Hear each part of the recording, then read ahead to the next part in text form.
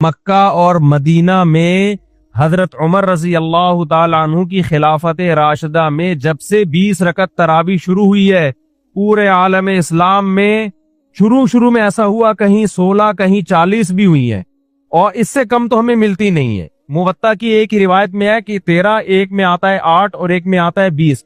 13 اور 8 والی کو علماء نے مسترب کہہ کے رد کیا ہے، تبھی امام مالک نے خود ان روایتوں کو نہیں لیا۔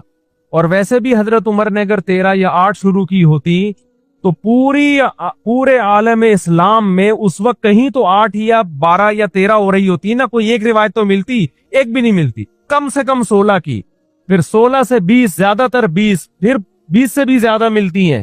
تو چاروں ائمہ کرام نے جب تحقیق کی آج سے ہزاروں سال پہلے، تو ان کی رائے حضرت عمر کے عمل کی وجہ سے یہ قائم ہوئی کہ اس میں سنت عمل کتنا ہے؟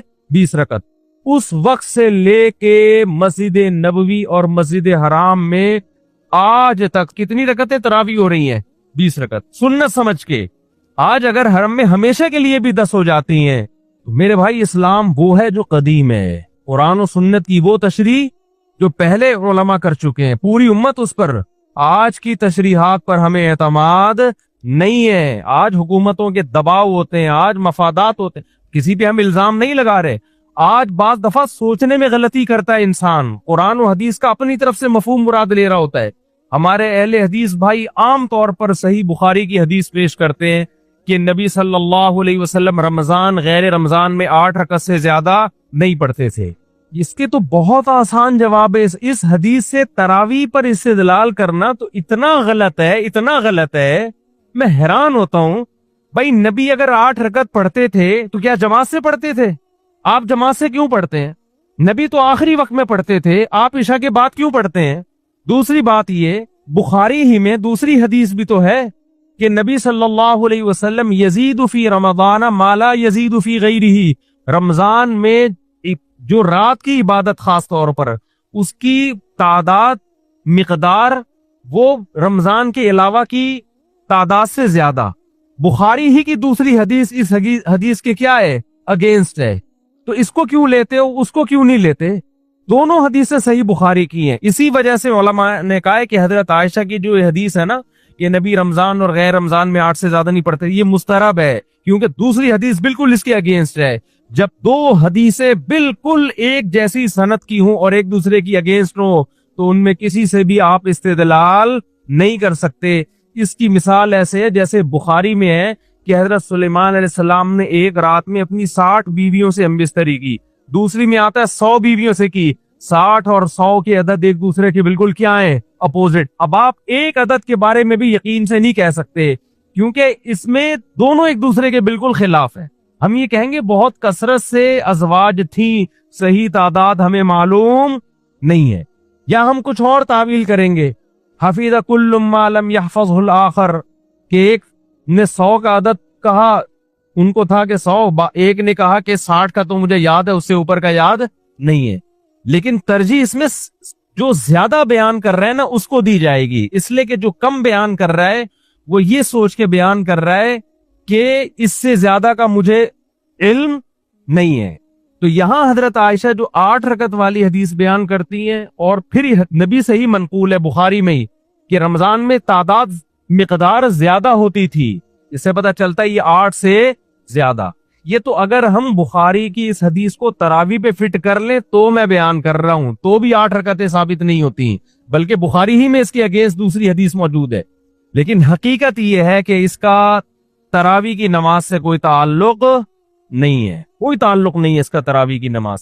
تراویح کی نماز کا جس حدیث سے تعلق ہے نا وہ بخاری کی حدیث ہے جس میں حضرت عائشہ فرماتی ہیں نبی صلی اللہ علیہ وسلم مسجد نبوی میں نکلے اور آپ نے 3 دن نماز پڑھائی، بہت بڑی تعداد تھی۔ اس کے بارے میں وہ کتنی رکعتیں تھیں اس کے بارے میں ہمارے پاس کوئی صحیح حدیث واضح موجود نہیں ہے۔ ایک ضعیف حدیث ہے کہ 20 رکعتیں تھی۔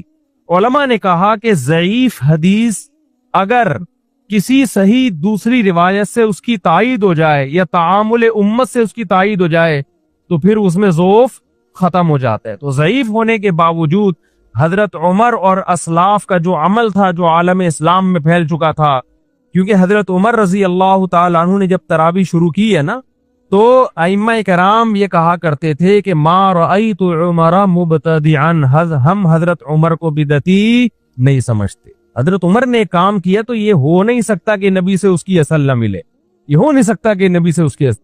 تو چونکہ حضرت عمر سے 20 رکعتیں جو صحیح سند ہے، اگرچہ وہ حدیث مرسل ہے، ہمارے اہل حدیث بھائی اعتراض کرتے ہیں کہ جو حضرت عمر سے 20 رکعتیں بیان کر رہا ہے اس نے حضرت عمر کا زمانہ نہیں پایا، لہذا یہ حدیث منقطع، درمیان میں راوی کیا ہے؟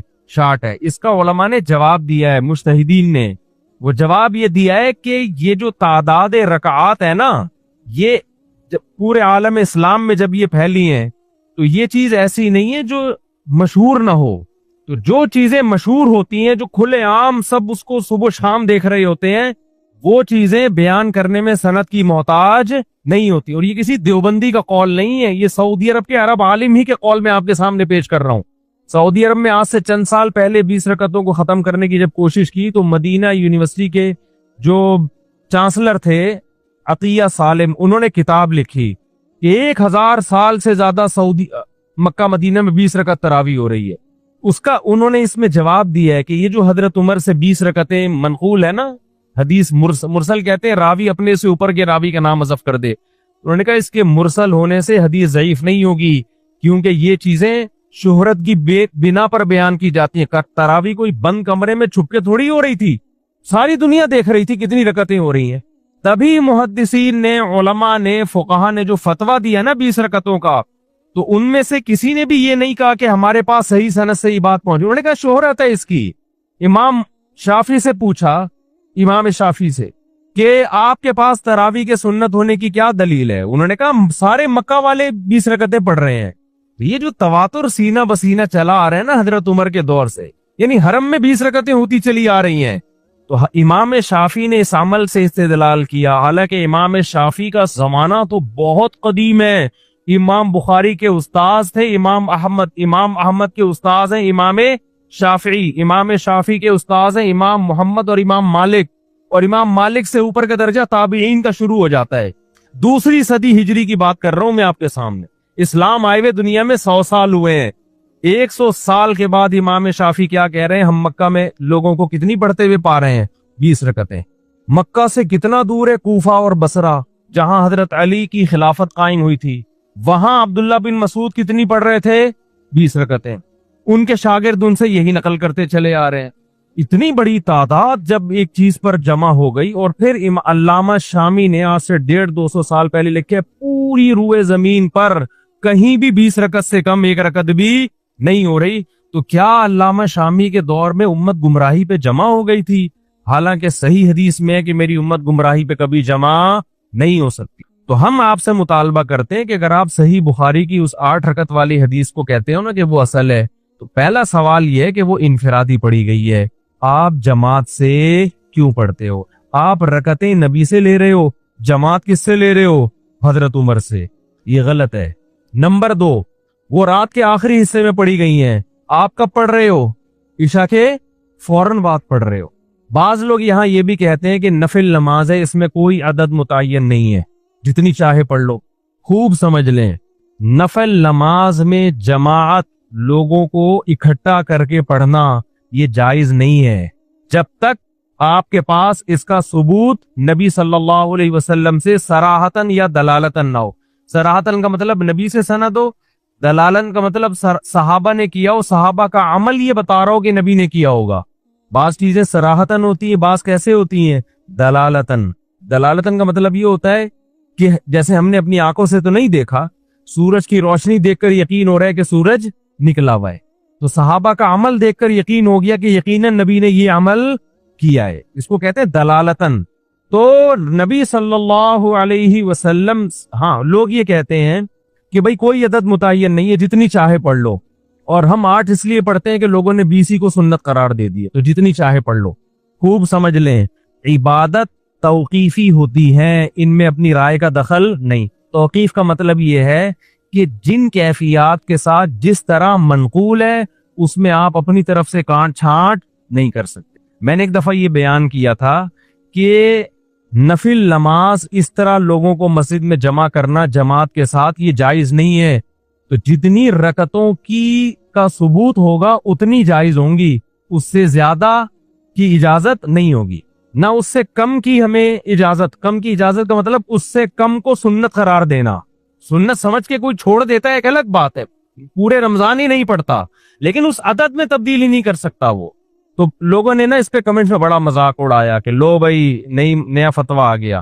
तो मैं उन लोगों से पूछता हूं, अगर ये जायज है तो ईद की रात भी कर लो ना ये काम भाई। अगर ये तहज्जुद है और जमात के साथ जायज है तो आप ईद की रात कर लिया करो, फिर अगले दिन भी कर लिया करो। ये क्या बात है कि चांद नजर आया, जितनी रकतें तरावी की थी वहीं छोड़कर मार्केट से क्या हो गए, शार्ट हो गए। क्यों? अब इसको जमात से पढ़ना, इस नफिल नमाज को इस तरीके से, ये अमल क्या बन जाएगा, बिदअत। तो इसके लिए सबूत चाहिए, जितनी रकतों का सबूत होगा उतनी ही सुन्नत होंगी, उससे कम कोई सुस्ती की वजह से ना पढ़े एक अलग बात।